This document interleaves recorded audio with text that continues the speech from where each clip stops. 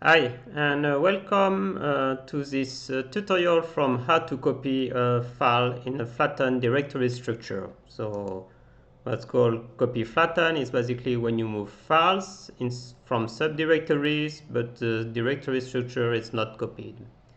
So let's use the tutorial of On Commander Pro File Manager for this, that you can, that would be here, that you can download here at oncommander.com. So the tutorial will generate file for you. So in this case, let's go and do Ctrl F and search for files in subdirectories, and let's say you have flattened files.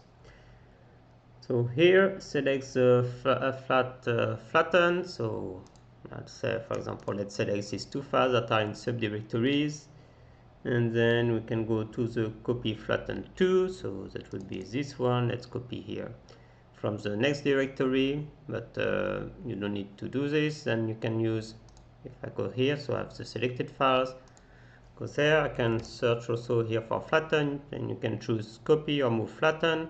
Let's go for copy flatten, and it will choose by default the directory that you have here at your destination, so I don't need to reselect it over there, and just create select. And as you can see, has copied both files but not the directories from there. If I would copy it, just a normal copy, so now just the same selected files but the standard copy without being flattened, then you see it would have selected the copy flattened and the subdirectory, so it copies the file and the directory structure with it. Now it's not the case.